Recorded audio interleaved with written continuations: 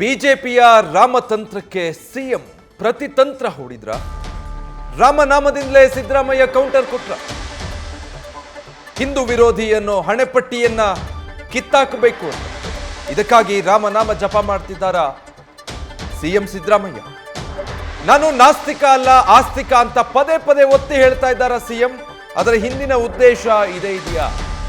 ವಿವಿಧ ಸಂದರ್ಭಗಳಲ್ಲಿ ಸಿಎಂ ರಾಮನಾಮ ಜಪ ಮಾಡೋದಕ್ಕೆ ಶುರು ಮಾಡಿದ್ದಾರೆ.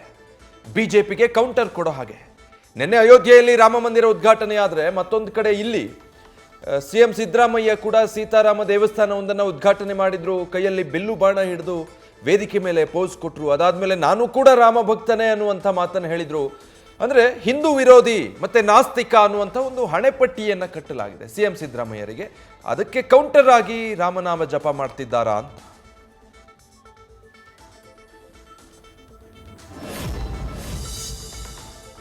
ಅಲ್ಲ, ನಾನು ಕೂಡ ಆಸ್ತಿಕನೇ.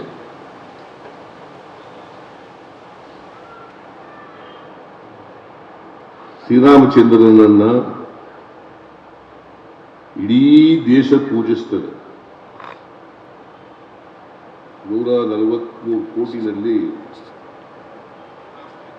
ಎಲ್ಲರೂ ಪೂಜಿಸ್ತಾರೆ, ಹಿಂದೂಗಳು ಹೆಚ್ಚಾಗಿ ಪೂಜಿಸ್ತಾರೆ. ಕರ್ನಾಟಕದಲ್ಲಿ ಹಳ್ಳಿಗಳಲ್ಲಿ ಶ್ರೀರಾಮಚಂದ್ರನ ಆಂಜನೇಯನ ದೇವಸ್ಥಾನಗಳಿವೆ. ನಮ್ಮೂರಿನಲ್ಲಿ ನಾನು ಒಂದು ಶ್ರೀರಾಮಚಂದ್ರನ ದೇವಸ್ಥಾನವನ್ನು ಕಟ್ಟಿಸಿದ್ದೀನಿ. ಈಗ ನಾವು ಕೂಡ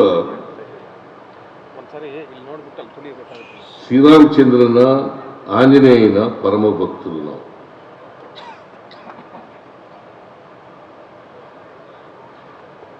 ಯಾವತ್ತೂ ಕೂಡ ದೇವರ ಅಸ್ತಿತ್ವವನ್ನು ನಾನು ವಿರೋಧ ಮಾಡಿಲ್ಲ.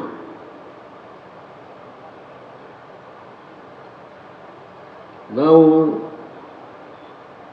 ಎಲ್ಲರೂ ಹೇಳ್ತೇವೆ ದೇವನೊಬ್ಬ ನಾಮ ಹಲವು ಅಂತ. ದೇವನೊಬ್ಬ. ನಾವು ಕೂಡ ಶ್ರೀರಾಮಚಂದ್ರನ ಪೂಜೆ ಮಾಡ್ತೀವಿ. ನಾವು ಶ್ರೀರಾಮಚಂದ್ರನ ಭಕ್ತರೇ. ಅಲ್ಲದೆ ನಮ್ಮೂರಿನಲ್ಲಿ ಯಾಕೆ ದೇವಸ್ಥಾನ ಶ್ರೀರಾಮಚಂದ್ರನ ದೇವಸ್ಥಾನ ಕಟ್ಟಿಸ್ತೀವಿ.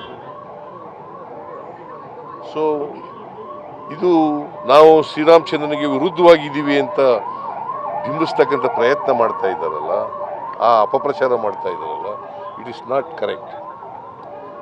It is not correct. ನಾವು ಶ್ರೀರಾಮಚಂದ್ರನಿಗೆ ವಿರುದ್ಧ ಇಲ್ಲ, ಅಯೋಧ್ಯ ರಾಮನಿಗೆ ವಿರುದ್ಧ ಇಲ್ಲ. ಅದನ್ನ ಬೇಕು ಅಂತ ಹೇಳಿ ರಾಜಕೀಯಕ್ಕೋಸ್ಕರವಾಗಿ ನಾವು ಎಲ್ಲ ಕಾಂಗ್ರೆಸ್ನವರು ವಿರುದ್ಧ ಇದ್ದಾರೆ ಅಂತಕ್ಕಂಥ ರೀತಿಯಲ್ಲಿ ಅಪಪ್ರಚಾರ ಮಾಡೋದಿದೆಯಲ್ಲ, ಅದನ್ನು ನಾನು ಖಂಡಿಸ್ತೇನೆ.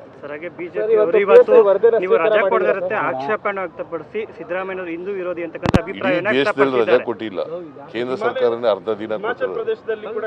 ಕೇಳಪ್ಪ ಇಲ್ಲಿ ತಮ್ಮ, ಕೇಂದ್ರ ಸರ್ಕಾರನೇ ಅರ್ಧ ದಿನ ಕೊಟ್ಟಿರೋದು.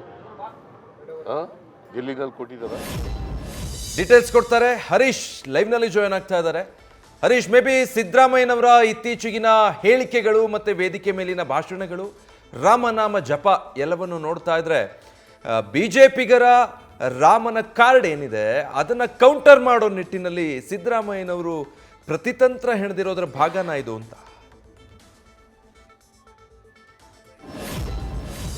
ಖಂಡಿತವಾಗಿ ವಿಜಯ್, ಯಾಕಂತಂದ್ರೆ ಸಹಜವಾಗಿ ಕೂಡ ಎಲ್ಲೋ ಒಂದ್ ಕಡೆ ಇತ್ತೀಚೆಗೆ ಸಿದ್ದರಾಮಯ್ಯವರ ಸರಣಿ ಹೇಳಿಕೆಗಳನ್ನ ಗಮನಿಸುವಂತ ಸಂದರ್ಭದಲ್ಲಿ ಈ ರೀತಿಯ ಒಂದಷ್ಟು ಪ್ರಶ್ನೆಗಳು ಸಹಜವಾಗಿ ಉದ್ಭವ ಆಗ್ತಾ ಇರುವಂತದ್ದು. ಯಾಕಂತಂದ್ರೆ ಒಂದು ನೇರವಾಗಿ ಬಿಜೆಪಿ ಟಾರ್ಗೆಟ್ ಆಗಿರುವಂತದ್ದು ಕಾಂಗ್ರೆಸ್ ವಿರುದ್ಧ ಕೂಡ ಎಲ್ಲೋ ಒಂದ್ ಕಡೆ ರಾಮ ಪ್ರತಿಷ್ಠಾಪನೆ ಒಂದು ವಿಚಾರವಾಗಿ ಕಾಂಗ್ರೆಸ್ ವಿರೋಧಿ ನೀತಿ ಅನುಸರಿಸುತ್ತಿದೆ ಅನ್ನುವಂತ ವಿಚಾರವನ್ನ ಪದೇ ಪದೇ ಕೂಡ ಬಿಜೆಪಿ ಪ್ರಸ್ತಾಪ ಮಾಡ್ತಾ ಇರುವಂತದ್ದು. ಅದ್ರ ಜೊತೆಗೆ ಸಿದ್ದರಾಮಯ್ಯ ಅವರು ಹಿಂದೂ ವಿರೋಧಿ ಅನ್ನುವಂತ ಮಾತನ್ನ ಹಲವು ವರ್ಷಗಳಿಂದಲೂ ಕೂಡ ಪ್ರಸ್ತಾಪ ಮಾಡ್ತಾ ಇರುವಂತದ್ದು. ಅದು ಕೂಡ ಈಗ ಲೋಕಸಭಾ ಚುನಾವಣೆ ಕೂಡ ಮುಂದಿನ ದಿನಗಳ ಅಂದ್ರೆ ಇನ್ನು ಕೆಲವೇ ತಿಂಗಳಲ್ಲಿ ಎದುರಾಗುವಂತದ್ದು.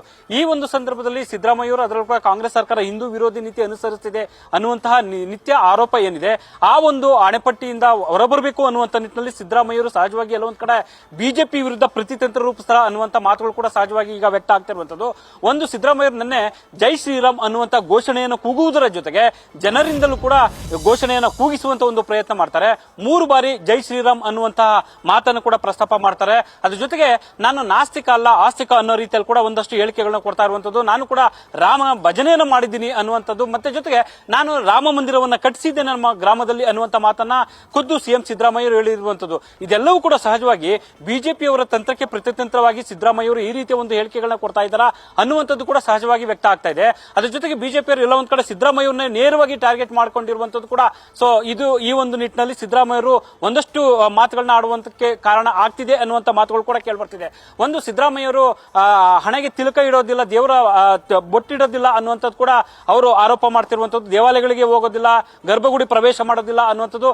ಸೊ ಹಲವು ಕಾರಣಗಳಿಗೆ ಮುಂದಿಟ್ಕೊಂಡು ಈಗ ಬಿಜೆಪಿ ನಾಯಕರು ನೇರವಾಗಿ ಹಿಂದೂ ವಿರೋಧಿ ಅನ್ನುವಂಥದ್ದ ಹಣೆಪಟ್ಟಿಯನ್ನ ಕಟ್ತಾ ಇರುವಂತದ್ದು. ಸೊ ಈ ಹಿನ್ನೆಲೆಯಲ್ಲಿ ಈ ಹಣೆಪಟ್ಟಿಯಿಂದ ಹೊರಬರಬೇಕು ಅಂತ ಅನಿವಾರ್ಯತೆ ಸಹಜವಾಗಿ ಎದುರಾಗ್ತಿದ್ಯಾ ಅನ್ನುವಂಥದ್ದು. ಹಾಗಾಗಿ ಈ ಹಿಂದಿಗಿಂತಲೂ ಕೂಡ ಈಗ ಸಿದ್ದರಾಮಯ್ಯರು ಹೆಚ್ಚು ಒಂದ್ ರೀತಿಯಲ್ಲಿ ಕೂಡ ಧರ್ಮದ ವಿಚಾರವಾಗಿ ಮತ್ತೆ ದೇವರ ವಿಚಾರವಾಗಿ ಒತ್ತಿ ಹೇಳ್ತಾ ಇರುವಂತದ್ದು. Vijay, thank you Harish.